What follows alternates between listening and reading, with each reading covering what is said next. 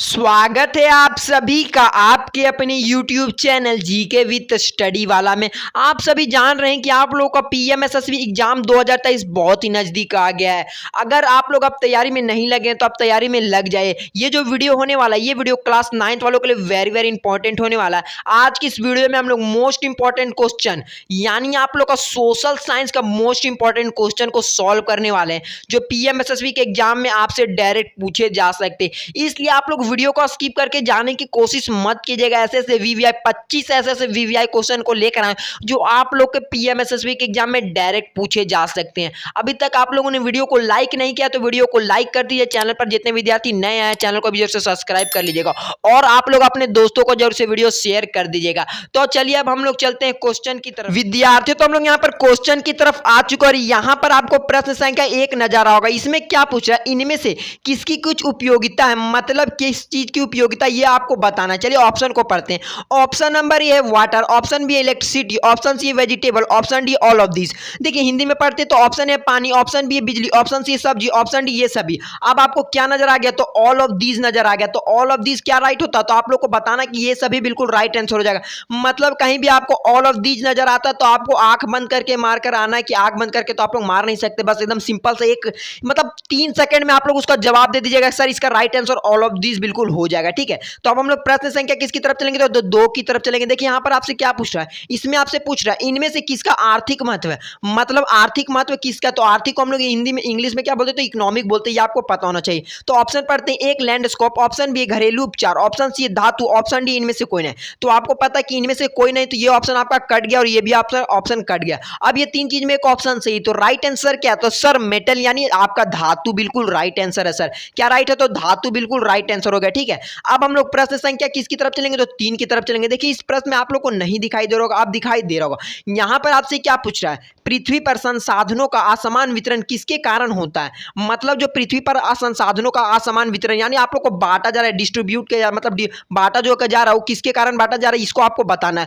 Option A विभिन्न प्राकृतिक स्थितियों, ऑप्शन बी विकास का स्तर, ऑप्शन सी तकनीकी स्तर, ऑप्शन डी ये सभी। अब बोलेगा सर मुझे क्या नजर आ गया, सर तो ऑल ऑफ दीज नजर आ गया। सर तो इसका राइट आंसर क्या हो जाएगा, तो सर ऑप्शन नंबर डी बिल्कुल राइट आंसर हो जाएगा मेरे प्यारे बच्चों। ठीक है, अब हम लोग प्रश्न संख्या किसकी तरफ चलते हैं, तो 4 की तरफ चलते हैं। देखिए इसमें ये वाला प्रश्न थोड़ा सा आप लोगों को डिफिकल्ट लग रहा होगा। इस प्रश्न में आपसे पूछ रहा है प्रकृति, देखिए यहां पर आपसे पूछ रहा है प्रकृति से प्राप्त और बिना अधिक संसाधनों का उपयोग किए जाने वाले संसाधन कहलाते हैं। तो क्या कहलाते हैं ये आपको बताना है। ऑप्शन ए मानव निर्मित संसाधन, ऑप्शन बी प्राकृतिक संसाधन, ऑप्शन सी सांस्कृतिक संसाधन, ऑप्शन डी इनमें से कोई नहीं।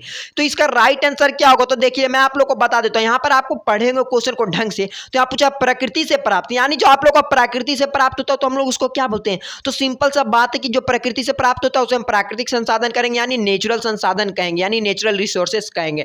मतलब आप लोग को मैं बता देते हैं, थोड़ा सा बता देता हूं, थोड़ा सा एक्सप्लेन कर देता हूं। मतलब जो भी चीज हमें प्रकृति से प्राप्त होगी उसे हम लोग प्राकृतिक संसाधन करेंगे, और जो मानव बनाता है, जो आप लोग ह्यूमन बनाए, जैसे ह्यूमन बनाए मोबाइल, ये सब आप लोग का ये क्या चाहिए, तो ये मानव निर्मित संसाधन है। ये आपको पता होना चाहिए, आप लोग के एग्जाम में क्वेश्चन घुमा के पूछ सकता है। ठीक है, तो अब हम लोग कहां चलेंगे, तो प्रश्न संख्या 5 की तरफ चलेंगे। देखिए इसमें आपसे क्या पूछ रहा है, इस प्रश्न में आपसे पूछ रहा है संसाधनों के वर्गीकरण का आधार है, मतलब संसाधनों को वर्गीकरण का आधार क्या क्या। देखिए अब आप बोलिएगा सर मुझे यहां पर क्या नजर आ गया, तो ये सभी नजर आ गया, लेकिन उससे पहले आपको मैं हमेशा ऑप्शन पढ़ने का राय दूंगा। ठीक है, ऑप्शन है विकास और उपयोग का स्तर, ऑप्शन बी उत्पत्ति, ऑप्शन सी स्टॉक और वितरण, ऑप्शन सी ये सभी। तो राइट आंसर क्या होगा, तो 5 का डी राइट होगा, ऑल ऑफ दिस। आप लोग फटाक से, मैंने बोला था ना 3 सेकंड में मार कर आइएगा, ऐसे ऐसे ट्रिक बताने वाला हूं। 3 सेकंड में आप लोग का कहानी खत्म है, मतलब 3 सेकंड में एक क्वेश्चन आप लोग को सॉल्व करने में ज्यादा से ज्यादा 3 सेकंड लगना चाहिए ये सभी वाला क्वेश्चन में। ठीक है, इसका राइट आंसर आपका क्या हो जाएगा, तो ये सभी बिल्कुल राइट आंसर हो जाएगा। ठीक है, समझ में आ गया होगा आप लोग को।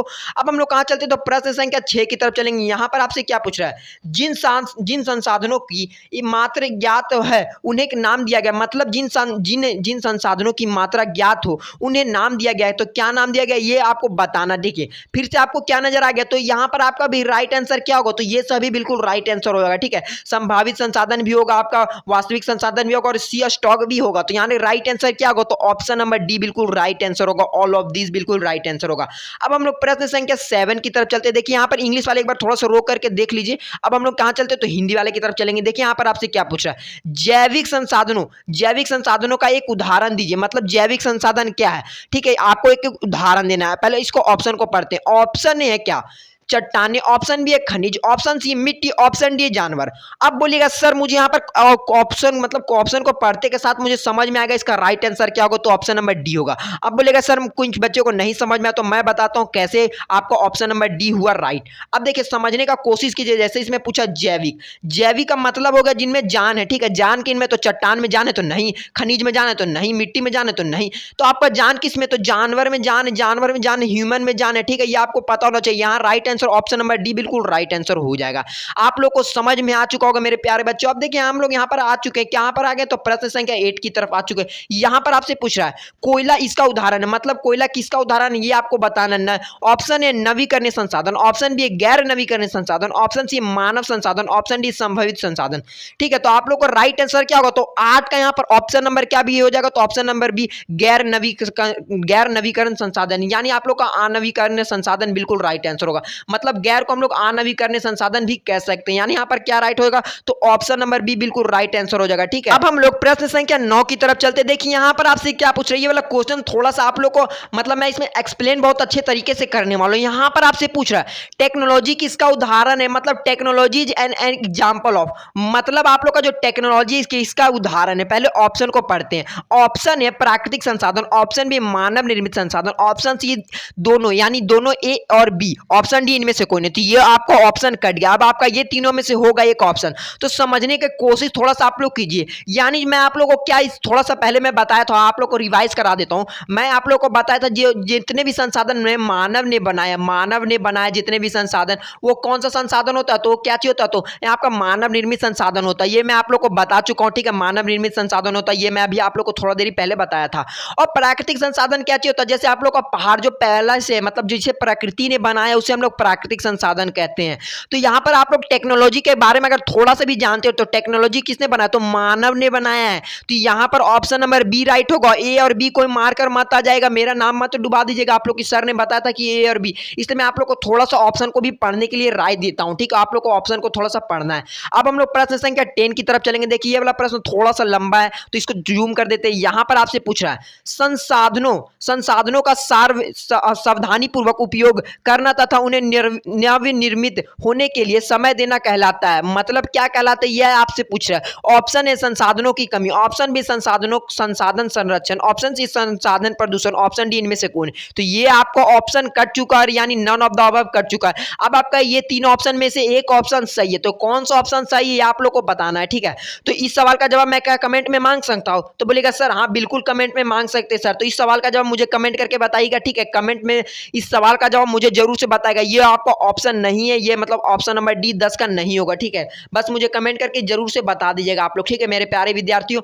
अब हम लोग प्रश्न संख्या 11 की तरफ आ चुके। देखिए यहाँ पर भी आपसे थोड़ा सा हार्ड क्वेश्चन आप लोग को लग रहा होगा। इसमें क्या पूछ रहा है, संसाधनों के उपयोग की आवश्यकता को संतुलित करना और उन्हें भावी पीढ़ी के लिए संरक्षित करना भी कहलाता है। मतलब क्या कहलाता है ये आपको बताना है। तो ऑप्शन नंबर ए है विकास, ऑप्शन बी अमूल्य, ऑप्शन सी सतत विकास, ऑप्शन डी ये सभी। तो इसका राइट आंसर क्या हो जाएगा, तो यहाँ पर आप लोग का 11 का आप लोग को सतत विकास कहलाएगा। मतलब आप लोग का क्या राइट होगा, ऑल ऑफ दीज आप लोग मत मारकर आ जाएगा। मतलब थोड़ा सा मैं आप लोगों को बता देता हूँ, इसलिए मैं आप लोग को पहले भी बता चुका हूँ कि 90% चांस होता है कि ये सभी राइट होगा। आप लोग को फटाक से मत मार के आ जाएगा कि ये क्वेश्चन को मैं आप लोग को बता देता हूँ, जिसलिए बोल रहा था कि 90% चांस होता है। देखिए इसमें थोड़ा सा आप लोग को पढ़ना पड़ेगा। संसाधनों की उपयोग की आवश्यकता में मतलब आवश्यकता को संतुलित करना और भावी पीढ़ी मतलब जो आप लोग का आने वाला पीढ़ी है उनके लिए बचा कर रखना। जैसे आप लोग का पेट्रोल, अभी हम लोग पेट्रोल को ज्यादा यूज करते करते खत्म कर देंगे, तो भावी पीढ़ी उसका उपयोग नहीं कर पाएगा। तो उसको हम लोग क्या बोलते हैं, तो उसको हम लोग सतत विकास बोलते हैं, ठीक है। आप लोग को पता होना चाहिए, सतत विकास बोलते हैं। यहाँ पर ऑप्शन नंबर सी बिल्कुल राइट आंसर हो जाएगा, ठीक है। आप लोग को मैं थोड़ा सा बता दिया। अब हम लोग यहाँ पर प्रश्न संख्या 12 की तरफ आ चुके। देखिए इस प्रश्न में आपसे क्या पूछ रहा है, इस प्रश्न में पूछ रहा है, यहाँ पर आपसे पूछ रहा है ताजनीय निम्नलिखित में से किस महाद्वीप में है, ये आपसे पूछ रहा है। ऑप्शन है Europe, option B Asia, option C Africa, option C है मतलब ऑप्शन डी है दक्षिण अमेरिका। तो इसका राइट आंसर क्या हो जाएगा, तो यहाँ पर 12 का ऑप्शन नंबर सी क्या होगा और राइट हो जाएगा, यानी अफ्रीका बिल्कुल राइट आंसर हो जाएगा। याद कर लीजिए क्वेश्चन वेरी वेरी इंपॉर्टेंट होने वाला है क्वेश्चन। अभी तक आप लोगों ने वीडियो को लाइक नहीं किया तो वीडियो को लाइक कर दीजिए। चैनल पर जितने विद्यार्थी नए हैं चैनल को भी जरूर से सब्सक्राइब कर अपने प्यारे दोस्तों के पास जरूर से वीडियो को शेयर कर दीजिएगा, ठीक है। अब हम लोग प्रश्न संख्या 13 की तरफ चलते। देखिए इस प्रश्न में आपसे क्या पूछ रहा है, निम्नलिखित में से कौन सा सबसे महत्वपूर्ण प्राकृतिक संसाधन है, ये आपसे पूछ रहा है। देखिए अब आप लोग को अब मैं बोलेगा कि सर ये सभी राइट होगा कि नहीं होगा, होगा तो थोड़ा सा ऑप्शन को पढ़ लेना है, ठीक है। ऑप्शन नंबर ए है लैंड, ऑप्शन बी है वाटर, ऑप्शन सी है air, option D all of this. अब देखिए यानी क्या चीज महत्वपूर्ण, मतलब निम्नलिखित में से कौन सबसे महत्वपूर्ण प्राकृतिक संसाधन है। तो देखिए भूमि भी आप लोगों के लिए महत्वपूर्ण है, अगर भूमि नहीं रहेगा तो आप लोग रह नहीं पाएंगे, और पानी नहीं पिएंगे तो आप लोग जीवित कैसे रहेंगे, और वायु नहीं रहेगा तो आप ऑक्सीजन कैसे लेंगे। तो ये तीनों बहुत ही महत्वपूर्ण है, वेरी वेरी इंपॉर्टेंट है, यानी ये सभी बिल्कुल राइट आंसर हो जाएगा, ठीक है। 3 सेकंड में इसका जवाब आ गया होगा आप लोग का, ठीक है। अब हम लोग प्रश्न संख्या किसकी तरफ चलेंगे, तो 14 की तरफ चलेंगे। इंग्लिश वाले एक बार थोड़ा सा जूम करके देख लीजिए यहाँ पर प्रश्न उनको। अब यहाँ पर हिंदी वाले के लिए मैं थोड़ा सा चलता हूँ यहाँ पर प्रश्न की ओर। देखिए यहाँ पर आपसे क्या पूछ रहा है, यहाँ पर आपसे पूछ रहा है विश्व में जनसंख्या का असमान वितरण विभिन्न विशेषता के कारण है, तो क्या कारण है ये आपको बताना है। ऑप्शन है भूमि और जलवायु, ऑप्शन बी जलवायु, ऑप्शन सी वनस्पति, ऑप्शन डी बिस्तियां। तो इसका राइट आंसर क्या होगा, तो 14 का क्या राइट हो जाएगा, तो ऑप्शन नंबर ए बिल्कुल राइट आंसर होगा, यानी भूमि और जलवायु बिल्कुल राइट आंसर हो जाएगा। यानी इस क्वेश्चन को थोड़ा सा एक बार और आप लोग के लिए पढ़ दूं मैं, तो बोलिए हाँ सर पढ़ दिए थोड़ा सा। इस क्वेश्चन मैं आप लोग को थोड़ा सा मैं समझा देता हूँ। विश्व में जनसंख्या का असमान वितरण की विभिन्न विशेषताओं का कारण क्या है, मतलब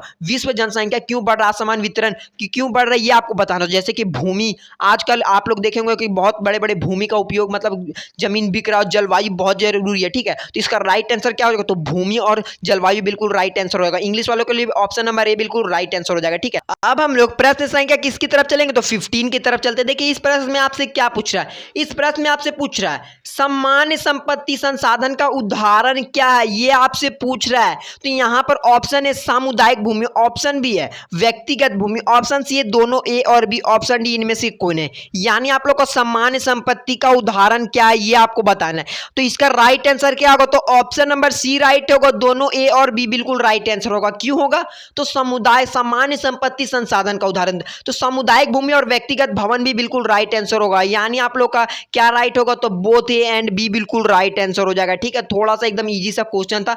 अब हम लोग प्रश्न संख्या 16 की तरफ चलते। देखिए इस प्रश्न में आपको थोड़ा सा बड़ा क्वेश्चन है, इस प्रश्न को थोड़ा सा पढ़ते हैं। देखिए इस प्रश्न में आपसे पूछ रहा है कृषि, इंग्लिश वाले को नहीं दिखाई दे रहा है तो आप दिखाई दे रहा होगा। इस प्रश्न में आपसे पूछ रहा है कृषि, वानिकी, खनन, भवन, घरों, उद्योगों और सड़क के निर्माण जैसे विभिन्न उद्देश्य के लिए भूमि का उपयोग है, तो कहाँ कहाँ पर है, तो भूमि क्षरण, ऑप्शन बी है भूमि उपयोग, ऑप्शन सी है लैंड फ्लोइंग, ऑप्शन डी घा मतलब भूमि खोदना। इसका राइट आंसर क्या होगा, यहाँ पर आप लोग को मैं पहले बताना भूल गया कि यहाँ पर डैश है, मतलब इस जगह पर क्या भराएगा ये आपको बताना है, ठीक है।